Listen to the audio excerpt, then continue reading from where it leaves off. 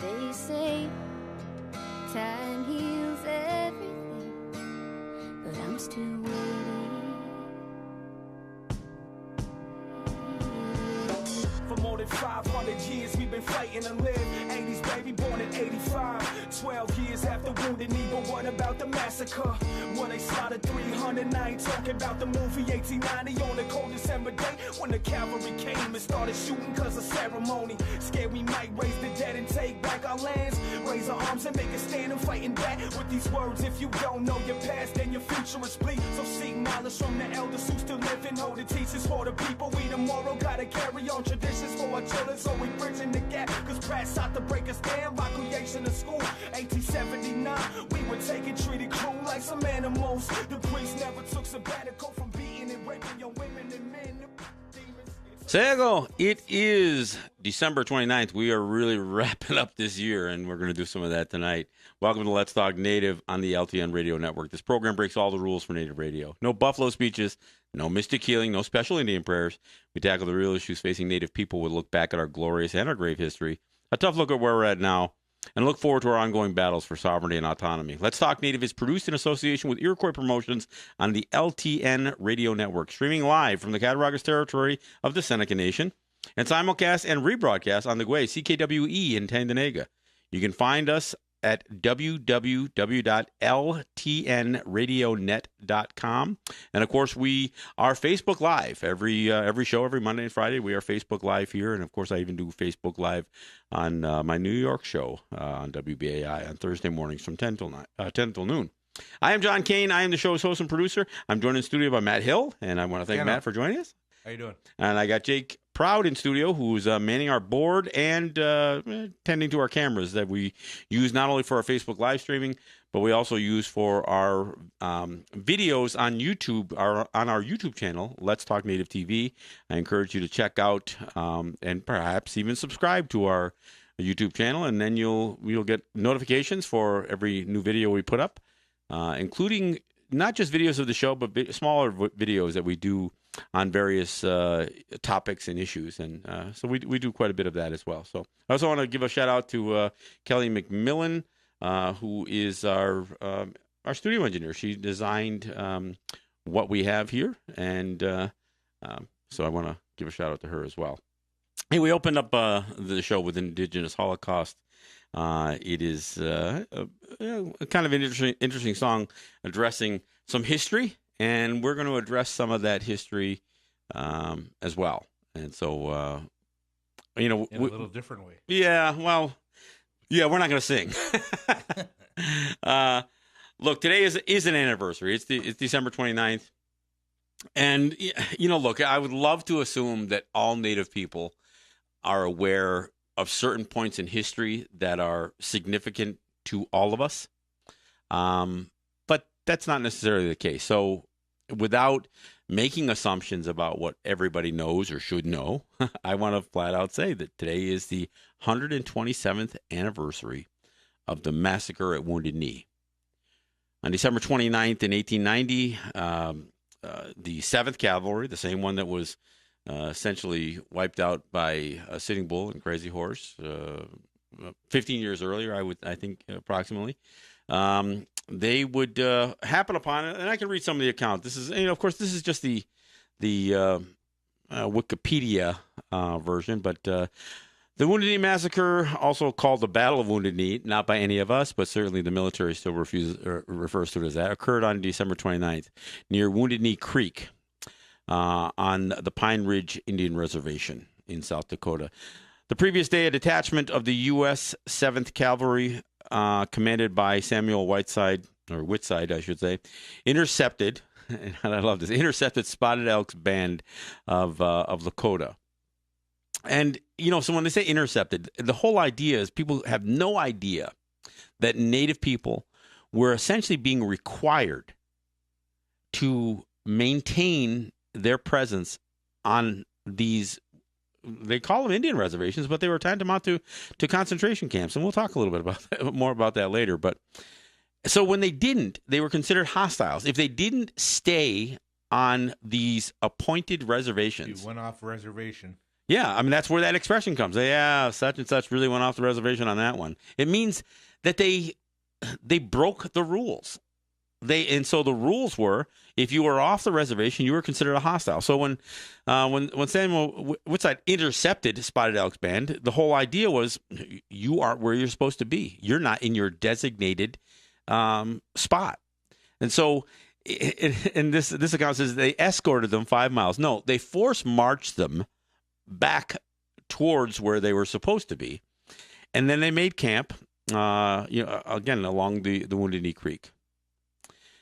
And then they were joined by more military, including James Forsyth, who arrived not only with more troops, but with more artillerymen, including the use of 4 Hotchkiss cannons. These were 1.68-inch cannons. They were among the early weapons of mass destruction. They actually replaced the larger howitzer that was less efficient, that they were, again, using for killing native people.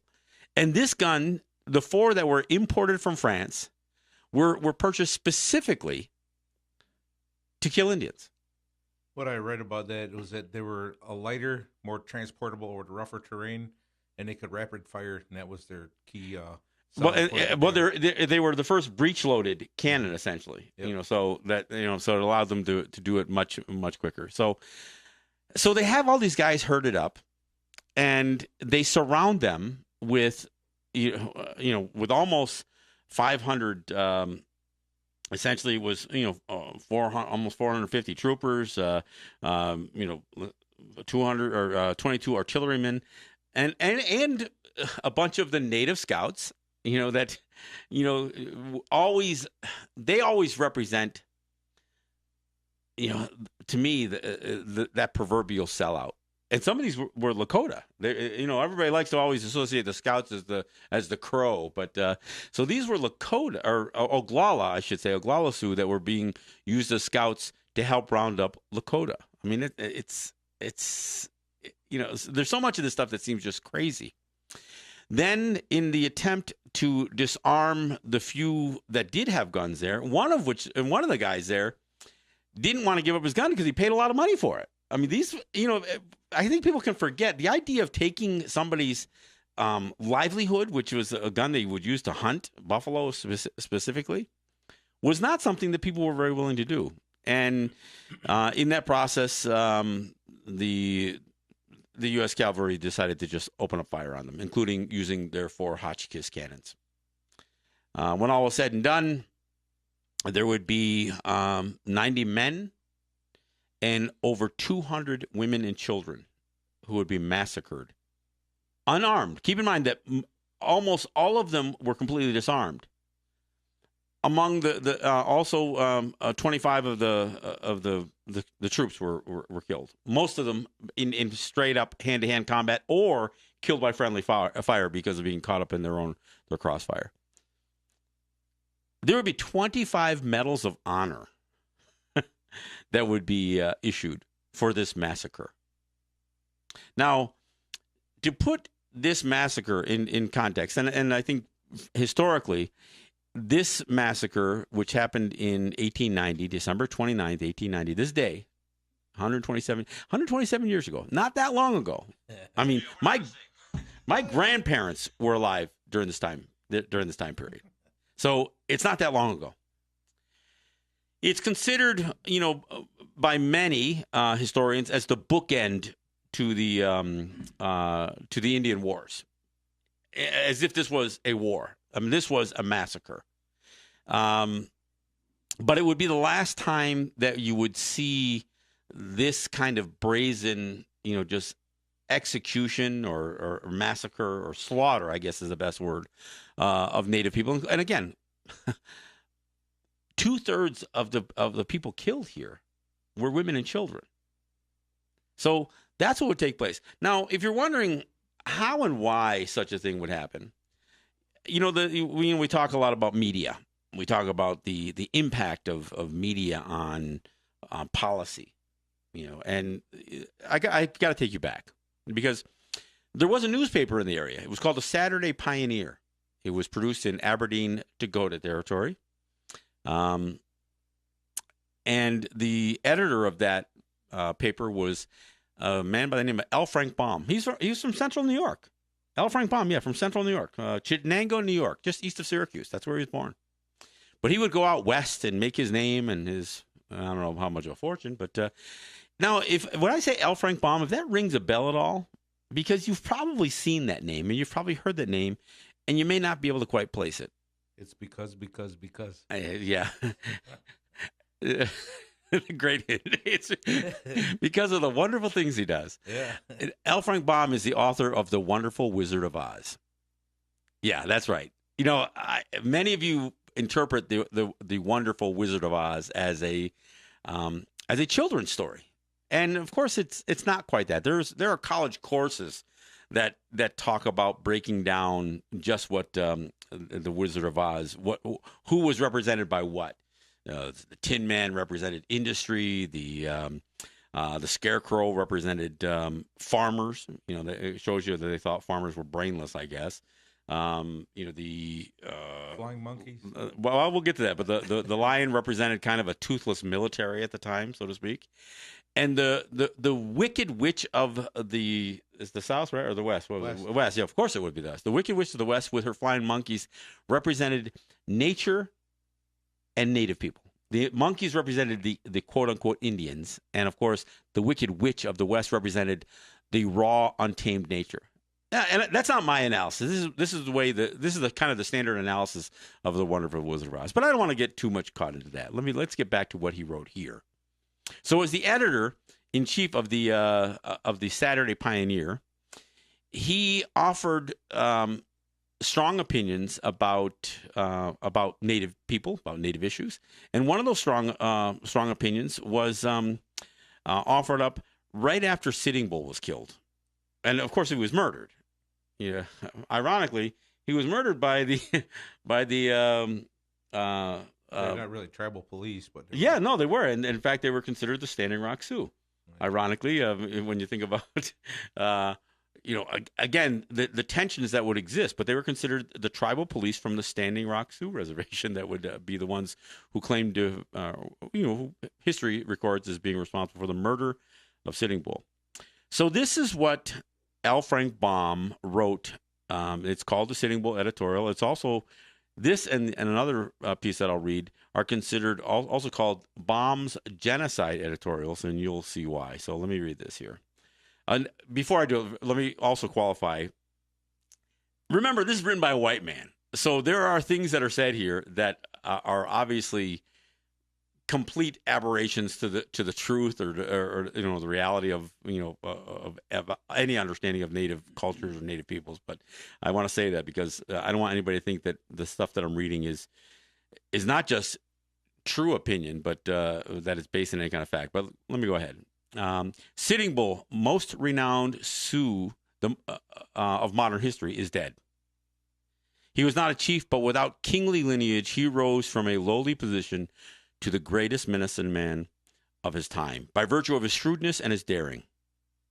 He was an Indian with a white man's spirit of hatred and revenge for those who had wronged him and his. In his day, he saw his son and his tribe gradually driven from their possessions, forced to give up their old hunting grounds, and espouse the hard-working and uncongenial avocations of the whites.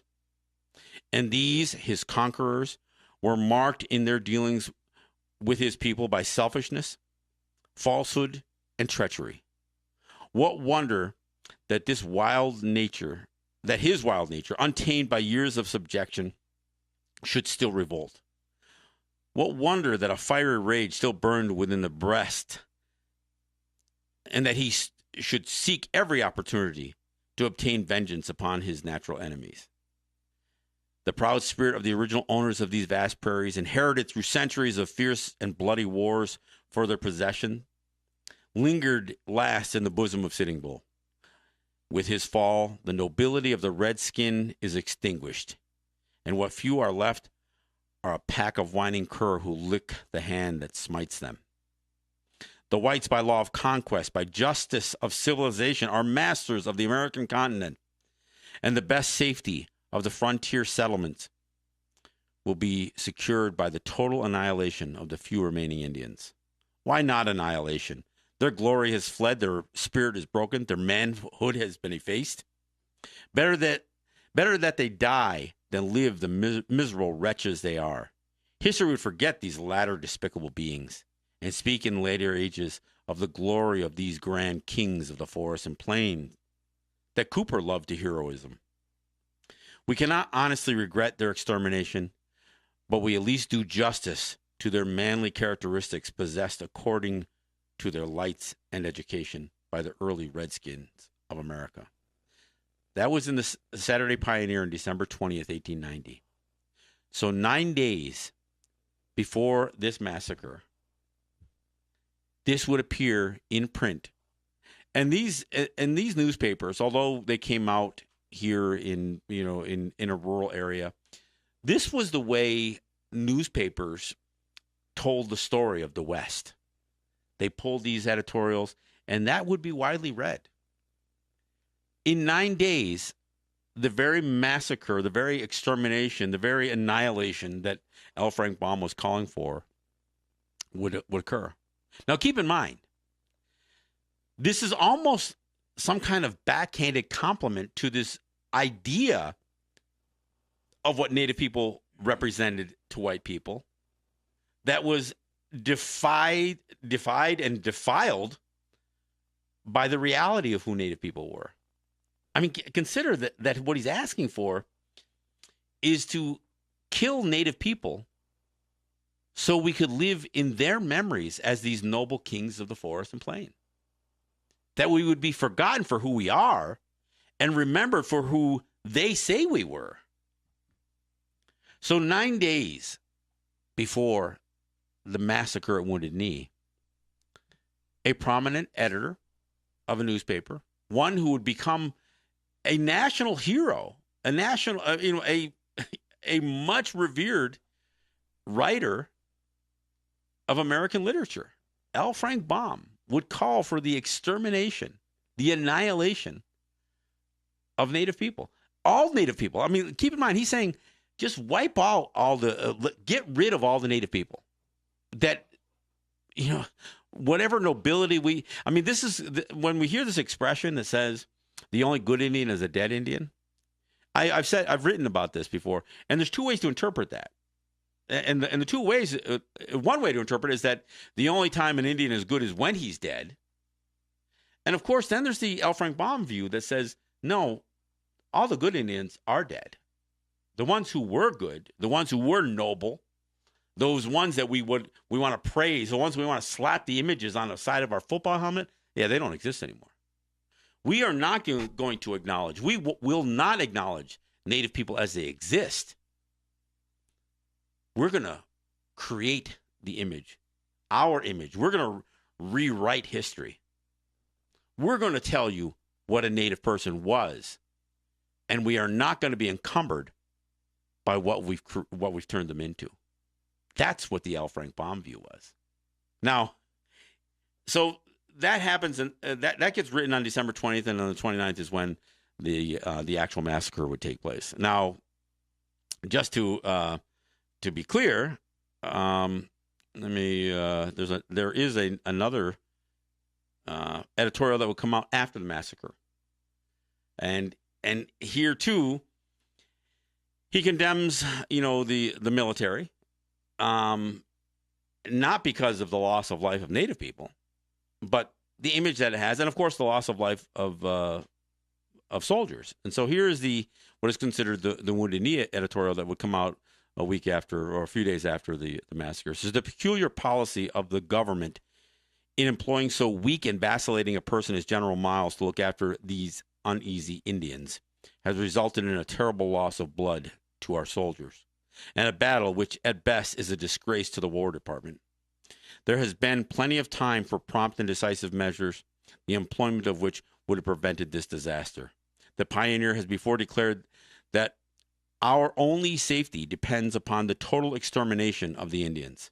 Having wronged them for centuries, we had better, in order to protect our civilization, follow it up by one more wrong and wipe these untamed and untamable creatures from the face of the earth. In this lies the future safety of our settlers and soldiers who are under incompetent commands. Otherwise, we may expect future years to be full of trouble with the Redskins, as those have been in the past. Then there's another paragraph that appeared afterwards, which, again, this is that kind of that whole backhanded compliment, and I say that, loathing what is actually being written here, but it says an Eastern contemporary with a grain of wisdom in his wit says that when whites win a fight, it is a victory, and when the Indians win, it is a massacre. So this was written, and that was written along with the editorial here on January 3rd in 1891. So even after the massacre, L. Frank Baum is still standing by his words, saying that the total extermination, I mean, he goes from annihilation to using both annihilation and extermination in his description about what should be the policy. Now, I use some of what L. Frank Baum wrote here, even in my discussions about things like mascots, because I think this lays the foundation of the mindset that says we want to embrace the romanticism of what a Native person is at the same time that we're eliminating who they are. I mean, so when we hear Dan Snyder, in the owner of the Washington football team, saying, "Oh no, we call ourselves the Redskins to honor Native people." No, you don't. No, you don't. That's like saying what L. Frank Baum wrote was meant to honor Native people. It isn't. It doesn't. It wasn't. It ain't. I mean, so it's there's such a level of absurdity to some of this stuff. Now, look, I know that even as I'm saying this, there are people who are unfamiliar with this history. I mean, when people say, "Oh, the massacre at Wounded Knee," or they'll hear about Custer's last stand, they don't understand it, and there's a reason they don't understand it. It's because they never heard it. It's been written in such a way, or depicted in Hollywood in such a way, that we are always the bad guys, and that we, that whatever would befall a person of color in American history was obviously somehow deserved. And that's why American history books tell every story as if it ends in a happy ending. That everything that was bad was made good. Slavery was ended. Now, we can look back a little bit here, because only a few days ago was another anniversary. As everybody was eating their leftovers from their big Christmas dinner, the following day, December 26th, was the anniversary of the largest mass execution in the history of the United States. An execution order that was signed by Abraham Lincoln. I mean, an execution that came at the end of a sham of a trial. Over 300 Native people who were tried in a single week with just ridiculous evidence, no real evidence, just a few accounts of people trying to give names and places to Native people who were fighting for their existence after Lincoln had signed the Homestead Act earlier in the year, which opened up all the Dakota territories to white settlement. Now, white settlement sounds noble. Everybody can think of, Little House on the Prairie and, little girls and mom and dad celebrating, building a log cabin, and their only threat was these vicious, hostile Indians who might show up anytime. But keep in mind, this idea of homesteading was not about going out and planting a garden and living off the land. It was about making money. Every aspect of westward expansion had to do with capitalism. I mean, and I know that's not the way it's being taught, but the raising of cattle wasn't so somebody could have meat in their freezer. It was about the cattle industry. Yeah. I mean, there was no freezer.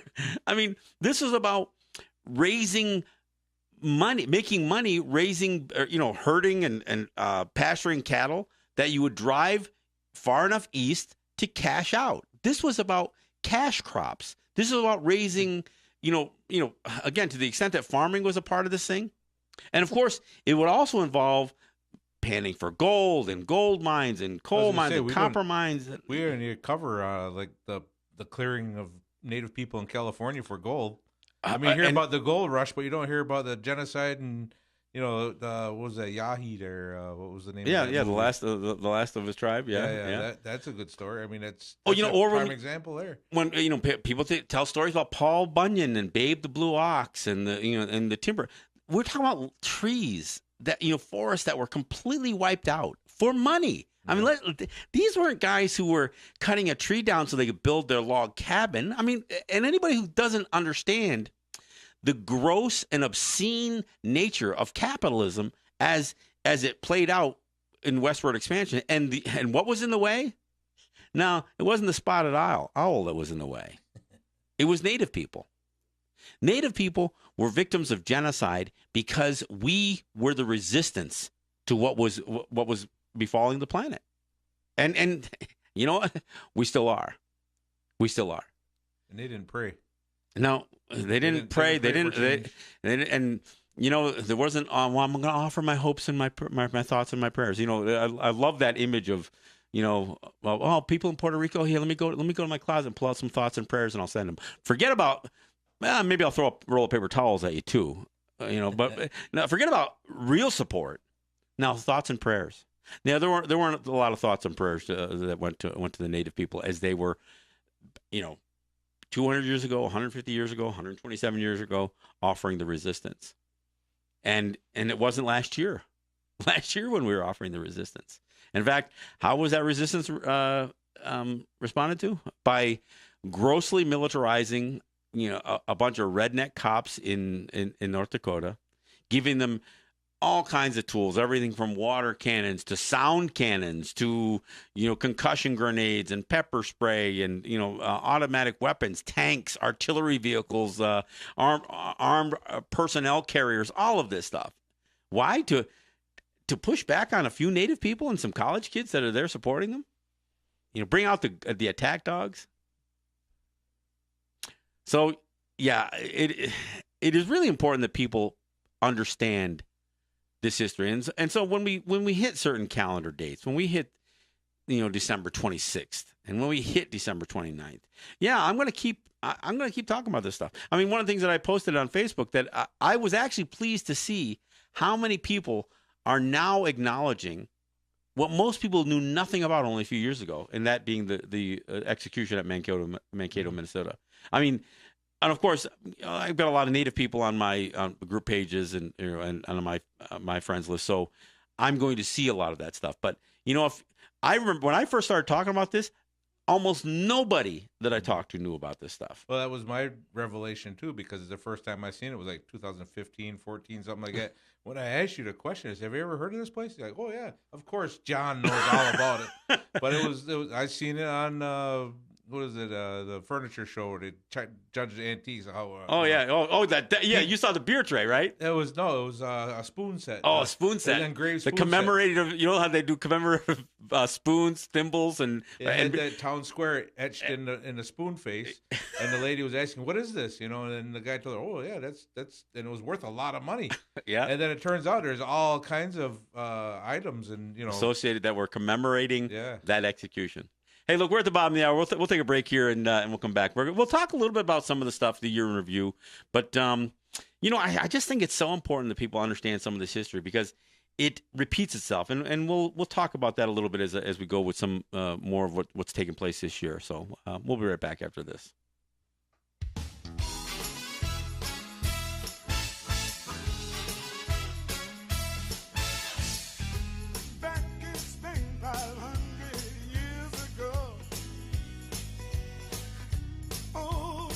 Columbus lived.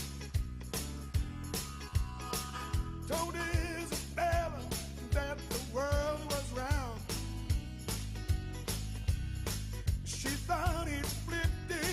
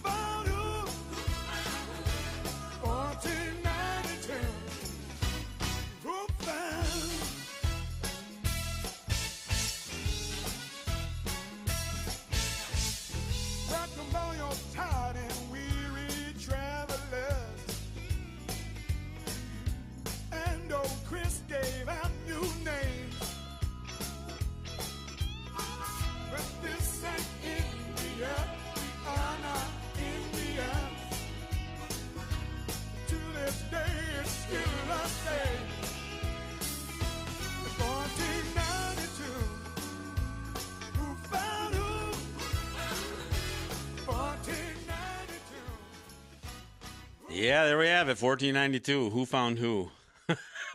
I don't know. Somehow we should have. I don't know. Turned them back. I guess. I guess. Hey, look, I want to acknowledge my sponsors. I want to thank Ross and Holly John and the RJE family of businesses for supporting the program. Eric White in ERW Enterprises, and of course, individual friends. And I call them that because they aren't just. None of these guys are just this kind of corporate sponsors kind of thing. These are our friends who acknowledge what we do here and do what they can when they can to support. And among those are guys like Ed Schindler, who not only financially supports the show when he can, but when he's in town, spends time here with us and has been an integral part of this show for several years now. Also friends like Cynthia Trice and Neville Spring, Sugar Montour. Even the Seneca Nation has stepped up to financially support the work that I do here. And two things. One, I appreciate that support, but it also demonstrates that, especially this year, I think the Seneca Nation has finally grown to not just accept but appreciate the advocacy that I do.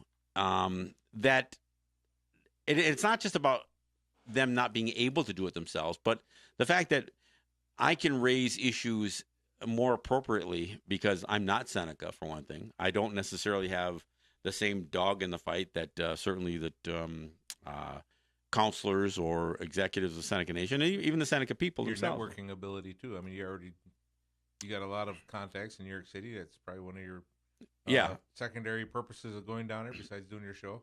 Well, offering a native perspective, offering a perspective. And of course, when you go to New York City, Albany might be the capital, but everybody knows the halls of power and those who wield the power in New York State all come from New York City. And, things are determined in New York City that impact, people throughout the state. And frankly, those people, Andrew Cuomo, Schneiderman, all these guys, they're from the city. They aren't from Albany, and they certainly aren't from Western New York. So you have to bring that voice to them, and that's among the things that I try to do.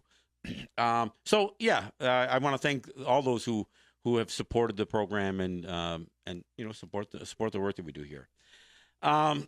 Again, I don't need to really get into too much more detail about what took place 127 years ago, but as we wrap up this year, and we're hopeful about some of the things the projects we want to do in next year. But looking back at this year, a few things strike me. Obviously, Donald Trump as the president of the United States, and the things he did right coming out of the gate, like authorize finishing the construction of the Keystone XL pipeline and the Dakota Access pipeline. That was, the first shot, from Trump as he came into office, and it was obviously complete disregard to the view that Native people have. But keep in mind, the Dakota Access pipeline was built during the Obama administration, so Trump just finished what Obama started. And those who want to praise Obama for putting the brakes on in the 11th hour, that was kind of chicken stuff. Ota, because let's be honest. When you build something to the degree that it's 90%, 97% finished, and then you put the brakes on as you're a lame duck, that's not really putting the brakes on at all. So I will never forgive, and that's not really a word that I use much anyway. I will never downplay the significance of what Obama did in terms of what he and folks like Hillary Clinton, the Democrats, would call federal infrastructure projects, which really were about destroying and jeopardizing native territories with some of what they're doing. Now, one of the things that Obama did do, and again, even the approach to trying to solve this problem, and what happened in one of these final appropriations bill was the attempt by John McCain and Jeff Flake from Arizona to include in that bill's passage something that would open up the door for copper mining in a place called Bears Ears. And it was a kind of a cowardly way to stick it on the back end of a bill that got passed. So what Obama did is he used something that has been used in the past. It's called monuments designation. So what he did was he designated Bears Ears as a national monument to put a stop to this thing being done. Instead of fully acknowledging that it's native land, instead of doing what people really should do, which is acknowledge that there are lands that we have the right to protect, they use a federal designation to do that. Now they've done it to that, and also this area of the part of the Grand Canyon, what they call the Grand Staircase or Escalante. That also was turned into a monument by Bill Clinton. Now, one of the things that Trump has done recently was to overturn those designations and essentially take 85% of Bears Ears and open it to make it public lands again. Take it out of this, this federally protected, monuments designation of 1.1 million acres. And, and he makes it sound like, oh, I'm giving this back to Americans. No, you're not. No, you're not. What you're saying is you're releasing the protections so miners and drillers and everybody else can go in there. This wasn't about opening it up to the local hiker. It wasn't about that. The weekend camper? Yeah, the weekend camper, giving it back to America. It was, that's just a line of BS. So this is the stuff that he's doing. They're doing. So, I mean, coming out of the gate in January, he one of the first things he did was authorize Keystone XL pipeline, which busted about a month ago, leaked 210,000 gallons of oil on pristine ground in South Dakota, which is the very reason we were opposing it in the first place. So he pushed that through and pushed through the completion of the Dakota Access Pipeline. Now that stuff's also being challenged in court as oil is flowing through it.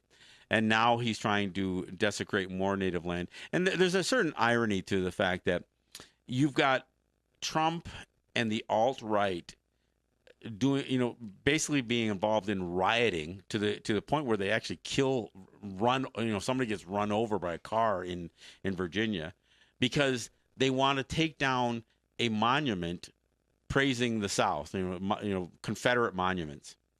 And guys like Trump will say, "Oh no, we can't cover up that history. We can't desecrate those things, but you can desecrate native lands, lands where native people are buried. You can desecrate pristine lands that really need protection. They need the protection from the very thing that we were talking about in the first half of the show. This obscene and grotesque exploitation of all the natural resources. So, I mean, again, a complete disconnect. So you can't talk about this year without talking about what an idiot, what a dope, what an incompetent person Donald Trump is. I mean, you can't do that. But there's more than that. This is a president that not only walked and pulled the United States out of the Paris Accord, the climate accord, which we could argue whether that was going to accomplish its goals or not, but at least it sent a signal where the United States, in terms of its role in global climate change, was. He walks away from that in the same year that Harvey, Irma, and Marie, these three back-to-back hurricanes, hit Texas, Florida, and Puerto Rico, as well as some of the Virgin Islands, U.S. Virgin Islands, and other places. Three hurricanes back-to-back that represent maybe not the highest death rate in terms of natural disasters, but certainly the costliest. I mean, when you add up the cost of damage done in Texas and Florida, and damage that still isn't being properly assessed in Puerto Rico, they still don't even have power. Most of the power is still out in Puerto Rico. Now you throw into their raging fires up and down the entire West Coast. And right now, it's really easy for people to forget that Oregon was burning in the beginning of the year. Now everybody's looking at Southern California because now there's wealthy people and not so wealthy people having their homes burned by these raging forest fires. And why did these fires occur? Climate change. Because the drought that California and the West Coast had experienced, when it finally lifted, caused a whole lot of and rain came. Underbrush grew rapidly, ground cover, And then another drought strikes, and now it's all tinder. And so it all burns. So there you have it. I mean, so you've got raging fires, you have drought, you have flooding, and you have these hurricanes, which made this year the most expensive year in U.S. history for natural disasters. I mean, and it's not even close. I mean, of course, there's what do they call it when the price of inflation? There's inflation. No, it was just plain costly. It was just plain costly. So you have to have a certain level of that. But I guess to bring those things into perspective for the year are important. But I do want to say that there were a few what I consider bright spots in terms of, I guess referring to some of what we talked about in the first half of the show, telling the story. And among the stories that are told and the way that they're told, we have other platforms for doing that. We have, film, we have books, and I mentioned it. Actually, I mentioned it last week, and I'm going to mention it again. One of the books that, and I had the author of this book on my show in New York, David Gran. One of the books is "Killers of the Flower Moon." The Osage Murders and the Birth of the FBI. This is a book that is right now, and the reason I'm bringing it up now is because at year's end you have a listing of the top 5 books of the year. Critically acclaimed, this book has made the top 5 list on most lists. Go to Barnes and Noble, looking for the top 5 books, and there it is. It is a nonfiction. It has made the top 5 list of books of the year. This book tells the story of not only the Osage having essentially fallen into wealth beyond anybody's imagination, because when they were forced to leave their original territories, they made sure they kept not only the underlying title to lands, even as lands were given up, they kept the mineral rights to these lands, and of course oil would be discovered in Oklahoma, and it would make the Osage the richest people at the turn of the century. And at the turn of the 19th century or the 20th century, the Osage would be the wealthiest people on the planet as a people. Now, that wealth did not necessarily translate into complete independence, because the federal government said that the Osage were incompetent in terms of managing their own finances. So they made sure that every Osage who had head rights had a white man to govern their spending. And it would be their guardian. And as a result of that, the Osage were screwed left and right. And not just screwed out of money, but there were people who would go in and marry an Osage woman, bang out a bunch of kids, and then kill her. And so these murders, which may have reached as much as 1,000 people in a period of time before and after the turn of the century, right up into the probably 1920s, 1930s. There may have been as many as 1,000 Osage that were murdered for their money. Ironically, as we dealt with issues this year with the Seneca Nation finally cutting the gravy train to New York State for revenue sharing from their gold rush, their oil wells that you could call the gaming industry, we are still faced with this whole idea that the governments are trying to fleece native wealth. And in fact, IGRA, the Indian Gaming Regulatory Act, is evidence of the view that the federal government has about our level of incompetence, that we couldn't do gaming without having federal protections. Because the reason they gave for passing the Indian Gaming Regulatory Act was that native people needed to be protected both from organized crime and from aggressive states, because we couldn't do it without them. We needed to have the federal government create a regulatory plan for us. So there's an irony. There is an irony that that in 2017 we are still facing some of the same sentiment about guardianship, about being treated as if we are the wards and the federal government is the custodian. And when we talk about when we hear this expression, the trust relationship, and I say this all the time, we aren't talking about trust as a virtue.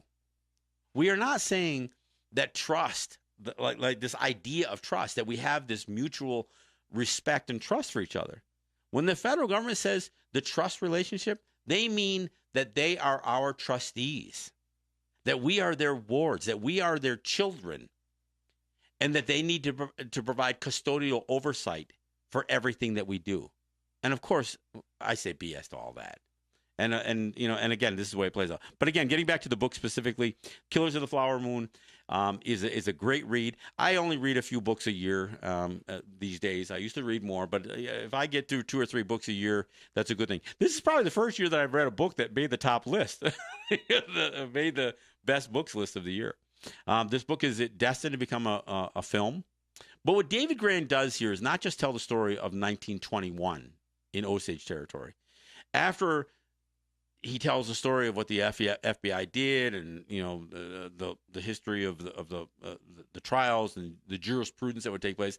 He takes a modern approach after that, telling that story with a look back from today, a contemporary view of what took place, knowing that what was investigated in 1921 was merely scratching the surface of the overall amount of death and destruction that was imposed upon the Osage people. So I applaud the work by Dave Grann. He's a great author. He's also written The Lost City of Z, which turned into a major motion picture. He writes for The New Yorker, and he's done a fine job with this book. It is a book that you should read and understand that the sentiment expressed in 1920 that would lead to the murders of the Osage still exists today. So I want to mention that book. Now, 2 films that I feel necessary to mention. One is called Rumble: The Indians That Rocked the World. It's a film that was produced essentially by the NMAI, the museum. Let's see, the National Museum of the American Indian in Washington D.C. Tim Johnson, a friend of mine, was involved in the production of this film. It tells the story, documents, chronicles the impacts of Native music and Native culture on contemporary American music. Not just the idea of the melding of Native and Black sounds, but much more than that. And it goes beyond music. So it is a great film. I think it is something that everybody should watch so they understand things they didn't know before. I watched this film and I learned things. So when Matt says, "Oh, of course John knew this," no, I watched this film and there were some things on it that never quite occurred to me until I saw it in this film. So it is a great film. It is a documentary. It's got Steven Tyler in it. It's got Martin Scorsese. It's got little Stevie Van Zandt in it. Stevie Salas. Everybody named Steve apparently is in this film. It's got a lot of great musical talent in here. Pure Fay, Buffy Sainte-Marie, all these guys. So it's a great film, and I recommend it highly. Now, that's, again, a nonfiction a documentary. Now, there is a film that was a major motion picture starring, A-list actors, including Jeremy Renner, Graham Greene, and Gil Birmingham, a film called Wind River. This film, I should say, is about missing and murdered Indigenous women. Specifically, it is about a specific girl, based on true stories, but not really based on an actual true chronicled event. But it talks about a woman who was killed in a remote reservation, and the complications involving everything from jurisdictional, bureaucratic stuff that makes these investigations go nowhere, but also the occurrence and the existence of what we call man camps, which are these camps that get established for the purpose of mineral extraction, oil and mineral extraction, fossil fuel extraction, in areas where men go and live on site away from their families if they have them. But, so you have oftentimes many men staying in a place, lots of testosterone flowing around from guys living away from any accountability to anybody. And the most vulnerable people in those areas are Native women. And that's where women turn up missing. And so it explores a lot of that stuff. It delves into the hopelessness that Native people find themselves in on some of these territories that perhaps leads to some riskier behavior by young people in general, but women in particular. But Wind River, it's a beautiful film to watch because of the cinematography, but it also is the first major motion picture that I that I see talking about this issue, the missing and murdered Indigenous women, something that we talk about here in the show, and we will talk more about. But finally, a major motion picture that delves into that subject matter. And is it a great film? It's pretty damn good. I don't know that it's going to win Oscars, but for me, one of the things that about this film is it came out when the Savannah Greywind story was still in the news. And in case you don't know who Savannah Greywind is, she was the native girl who was murdered. They found her body, but they also found her body had been violated in ways that are somewhat unimaginable. She had her baby cut from her womb, and they located the baby with her neighbors who were charged with her murder. So here you have an example, and of course, Savannah's body was dumped. She was found, but she represented the murdered part of the murdered and missing Indigenous women issue. And there was probably nothing that epitomized the missing and murdered Indigenous women more than Savannah Greywind. And with that still being in the news when that film came out, it was kind of moving. And it, if you're It made it real. well, and you don't have to be native to be emotional when you see this stuff. But I think as somebody who knows what is happening in the news contemporarily in Native territory, and then to see a major motion picture depicting a fictitious tragedy, again, like you said, Matt, it makes it real when you understand what our people are going through. So so I want to mention those, again, those two films and that book. Again, throughout the year, we've had amazing things happen. A year ago, again, Standing Rock was all in the news. As ironically, what would happen is that Dave Archambault, who was the tribal chairman, who was the guy welcoming Obama 2 years before Standing Rock became a national story, welcoming Obama to come out there and kiss babies and wave flags on their Flag Day celebration in Cannonball. Dave Archambault would be the one greeting Barack Obama as the tribal chairman and the president of the United States. Now, Dave Archambault's sister, Jody Archambault Gillette, was a senior policy advisor for the president of the United States, worked in the White House. So for me, when I first heard that Obama was going out to Standing Rock, I thought, well, that's not much of a lift. If you were going to go someplace, it seemed like you should have gone to a place that doesn't have the kind of access that Standing Rock has. Your senior policy advisor is from Standing Rock. Her brother's the tribal chairman. But he goes out to Standing Rock, delivers an impassioned speech quoting Sitting Bull about how it is really time to build something for the future of the children in Standing Rock. We didn't know until almost 2 years later that what Barack Obama was talking about was a pipeline carrying Bakken crude, upstream from Standing Rock. Dave Archambault would be up for re-election in 2017 and would be destroyed. He was voted out by a 2-1 margin. So for all those folks that praised Dave Archambault and his great leadership and the role he played, I mean, time and time again, I saw him characterized as the leader of the resistance to the Dakota Access Pipeline. Who wrote that? You look at it, you find it anywhere. It's written far too often. But apparently that's not the way he was perceived by his own people. Now, I've heard some people say, well, he was voted out because he supported the camps and it cost their casino revenue. No, I don't think so. But Dave Archambault is not the tribal chairman of the Standing Rock Sioux anymore. Although I think he did get a highly placed job within First Nations, some sort of health agency, something that's supposed to help Native people get health insurance or something like that. Some sounds pretty bureaucratic to me, but it sounds like a place where former tribal leaders go to get paid, and that's apparently where he went. So, I mean, when you look back on the year. And we've had a lot of issues. I mean, we had the death of Jason Perro only a month ago, 14-year-old eighth grader, killed in Wisconsin by police. he had a butcher knife in his hand, and he was shot dead. 14-year-old kid. So when we talk about Black Lives Matter and the overly aggressive and the use of deadly force by police, the Native people are part of that equation as well.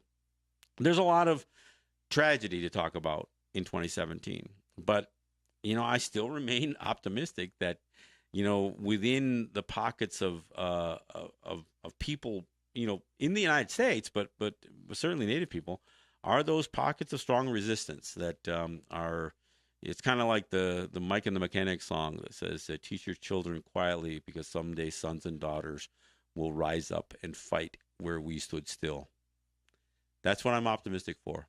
I wish everybody a happy new year, but I also wish everybody a strong new year. I'm hoping 2018 will see Native people continue to resist, continue to stand up, and frankly, draw plenty of lines in the sand, especially for the moron in the White House. So I want to thank you for listening. I want to thank you for listening all year long. The next show we do will be in the new year. It'll be so. We'll see you next year, and look forward to doing so. So again, Yahweh for listening, and we'll see you in the new year.